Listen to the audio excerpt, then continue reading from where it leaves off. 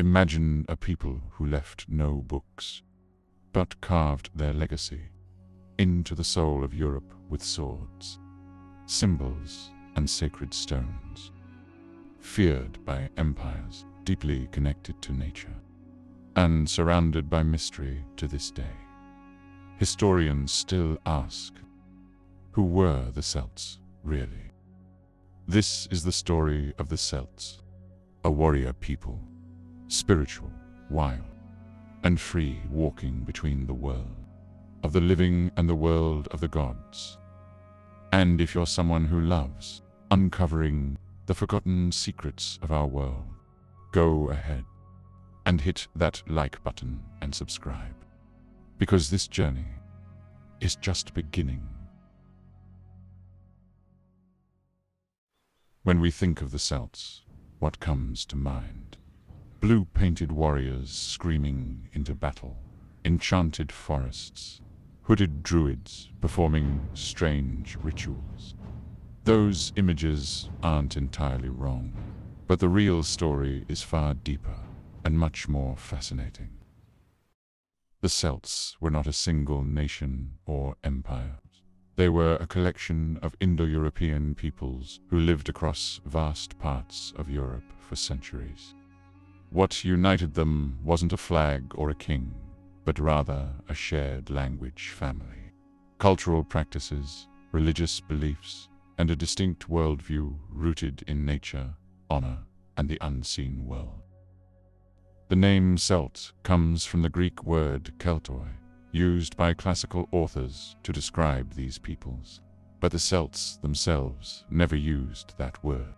They identified with their own tribes, like the Gauls, the Britons, the Celtiberians, the Galatians, each one with its own identity, yet all connected by something deeper. Their societies were tribal and decentralized, often led by local chiefs or warrior kings. They didn't build vast empires like the Romans, but they had their own kind of power, a power based on loyalty to the clans, respect for the land, and the wisdom of the druids. The Celts were fearsome in battle, yes, but they were also artists, poets, storytellers, blacksmiths, and philosophers. They believed that the world was filled with spirits, and that everything, rivers, trees, stones, held meanings. Their stories weren't written down. They were passed orally, from generation to generation, kept alive by bards and druids who memorized vast tales of heroes, gods, and ancient struggles. Because for the Celts, words were sacred. A story wasn't just entertainment, it was magic. It had power. And the most curious part, despite having occupied so much of Europe, the Celts almost vanished from the pages of official history. Much of what we know about them was written by their enemies, especially the Romans, who often portrayed the Celts as wild, irrational, and dangerous. But what would the Celts have said about themselves if they had written their own chronicles? That's what makes this journey so intriguing. We have to read between the ruins, follow the symbols, listen to the echoes in the forests, and reconstruct a civilization that left no books but many mysteries. So, who were the Celts, really? Where did they come from? And why do their stories still haunt us today? To understand where the Celts came from, we need to travel far back in time, far beyond ancient Rome, beyond the classical world of Greece. We're going back to the Bronze Age, more than 3,000 years ago. The Celts are believed to have descended from Indo-European peoples, nomadic tribes who, thousands of years ago, migrated westward from the steppes of Central Asia into Europe. These were the same distant ancestors of the Greeks, Latins, Germans, Slavs, and other European peoples. As they spread across the continent, These Indo-European groups began to develop unique cultures, and in the regions we now know as Austria, southern Germany, Switzerland, and eastern France, something special began to emerge. The first signs of what we would one day call the Celtic civilization. Archaeologists trace this beginning to a period between the 13th and 8th centuries BCE, known as the Hallstatt culture, named after a small village in Austria where a vast burial site was discovered. Inside the tombs, they found bronze weapons, ornamental jewelry, ceramic vessels, and evidence of complex burial rites. These people were not simple tribes. They had a social hierarchy, warrior elites, and a spiritual system that placed great importance on death and the afterlife. They were masters of metalwork, especially in bronze and iron. Their tools and weapons weren't just functional. They were beautifully crafted, often engraved with spirals, animal forms, and sacred motifs. This Hallstatt period represents the early foundation of Celtic identity, but the Celts truly flourished during the next phase, the Latine culture, named after a site in Switzerland near Lake Neuchâtel. Between the 5th and 1st centuries BCE, the Latine Celts created an artistic, spiritual, and warrior society that spread across much of Europe. Their style was unmistakable: intricate patterns, abstract curves, swirling forms, and a deep symbolic language etched into everything from weapons to jewelry to household items. In this period, the Celts occupied vast regions, from the British Isles to the Iberian Peninsula, from Gaul to northern Italy, and even into the Balkans and Anatolia. But here's something important to understand. The Celts were never an empire like Rome. They didn't have a single king or capital. There were dozens, maybe hundreds of tribes, each independent, each with its own leaders and customs, but all sharing a common culture and spiritual worldview. They traded with one another, formed alliances, and sometimes fought just like any people. And that internal division would later become one of their greatest vulnerabilities.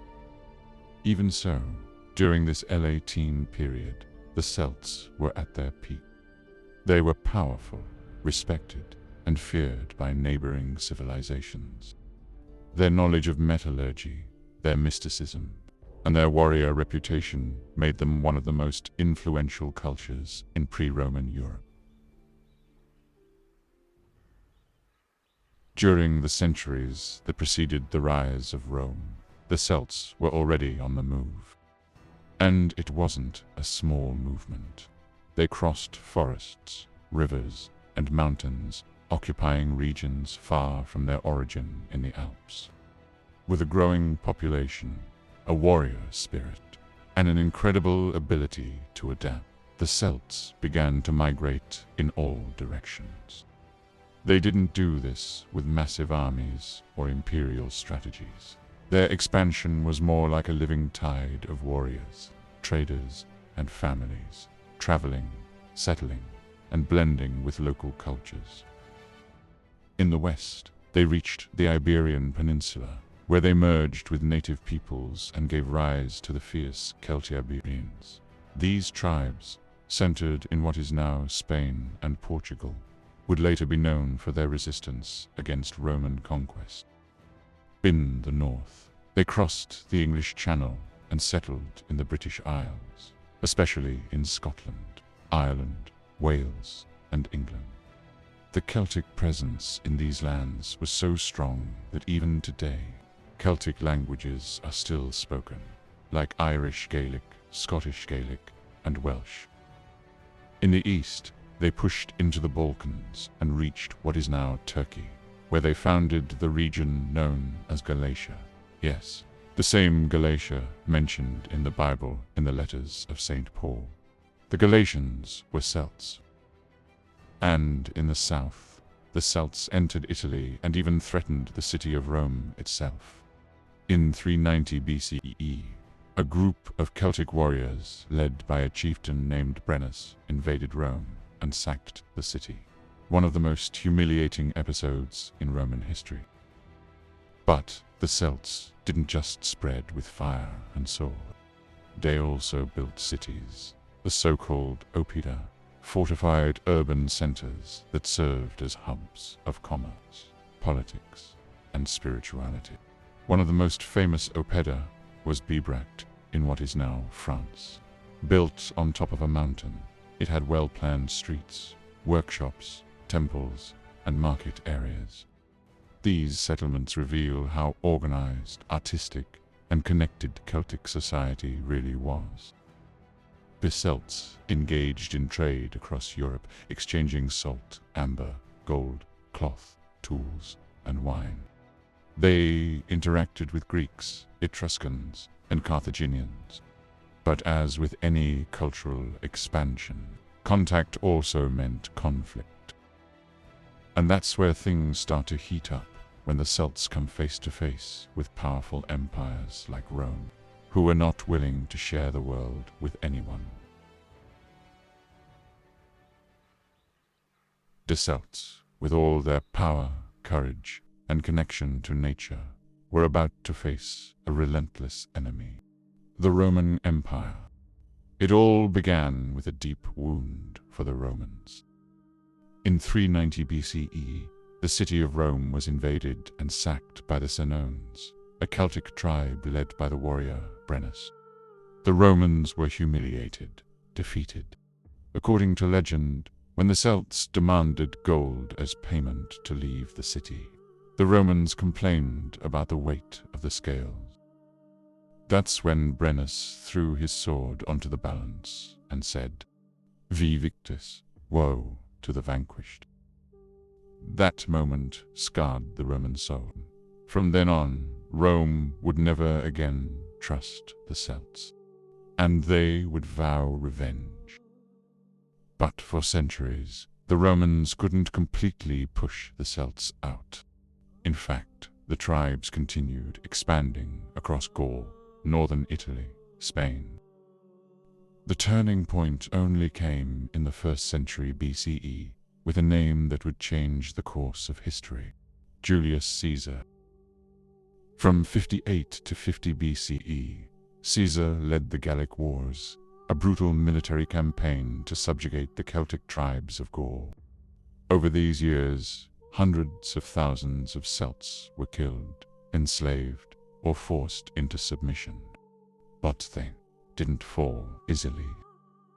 One of the greatest leaders of the resistance was Vercingetorix, a young and charismatic Gallic warrior who managed to unite rival tribes against Rome, a rare and remarkable feat. He waged war with strategy and honor, and for a time he even outmaneuvered Caesar. But in 52 BCE, Vercingetorix was surrounded by Roman legions in the city of Alesia. Knowing his people would be slaughtered if they resisted, he mounted his horse, rode into the Roman camp, and laid down his arms before Caesar. The fall of Gaul marked the beginning of the end for many Celtic cultures across the continent. Roman domination was brutal. Celtic sanctuaries were destroyed, their religion was banned, and their symbols erased. But the Celts didn't disappear. They withdrew to the remote corners of Europe, to the mountains, islands, and forests where Rome couldn't reach. In the British Isles, especially in Scotland, Ireland, and Wales, Celtic identity held firm. In Scotland, the Romans met fierce resistance from tribes like the Picts, so fierce, in fact, that they built a wall to protect themselves, the famous Hadrian's Wall. In Ireland, the Romans never even set foot. The island remained untouched by Roman influence and became the last true sanctuary of Celtic spirituality, language, and oral tradition. Even as the world changed around them, the Celts preserved their essence in those distant lands. Because when a culture lives through memory, song, and faith, it becomes almost impossible to erase. The Celts were not just warriors. They were artists, poets, visionaries, builders, and philosophers of nature. Starting with language, the Celtic language belonged to the vast Indo-European family, but split into two major branches. Insular Celtic, spoken in the British Isles and Ireland, and Continental Celtic, spoken in Gaul and other parts of Europe.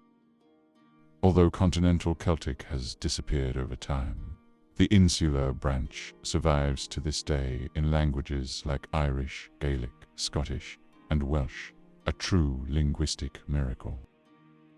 Celtic society was divided into classes, with three main ones standing out: the warriors, the druids, and the artisans, laborers.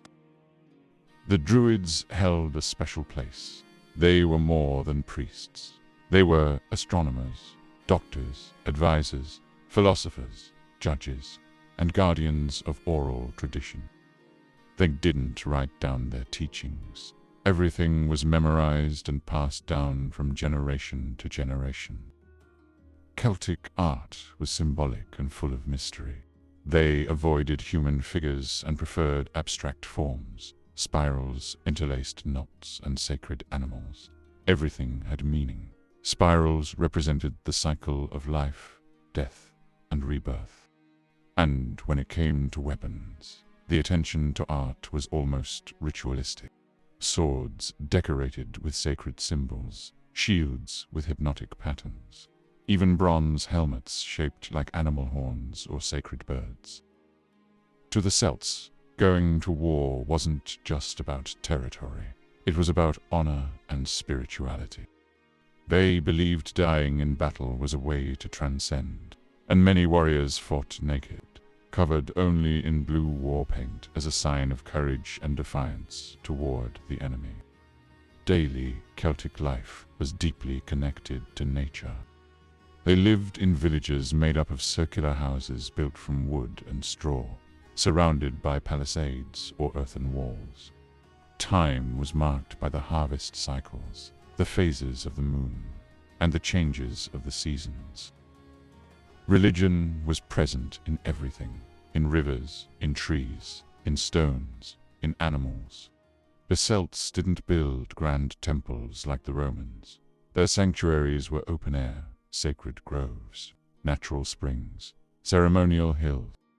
Rituals involved offerings of food, valuable items, and sometimes, yes, human sacrifices, usually war prisoners, in ceremonies conducted by druids who believed they were preserving balance between the worlds. Music was essential to the Celts. Flutes, harps, drums, and war horns filled their rituals, celebrations, and battlefields. Each note carried an emotion: joy, pain, courage, mourning, or spiritual connection. And contrary to popular belief, Celtic women had far more freedom than in other ancient societies. They could be clan leaders, warriors, poets, healers, and many were respected as druidesses, participating in the most sacred rituals. Some Celtic legends, like that of Queen Boudica, tell of women leading entire armies against the Romans. To the Celts, feminine power was natural, linked to the earth, fertility, intuition, and the cycle of life. In the end, the Celts lived simply, but deeply connected to something that most other ancient peoples had begun to forget: respect for nature, for the cycles, and for the invisible world. Over the centuries, Celtic culture began to fade under the overwhelming force of empires and new religions.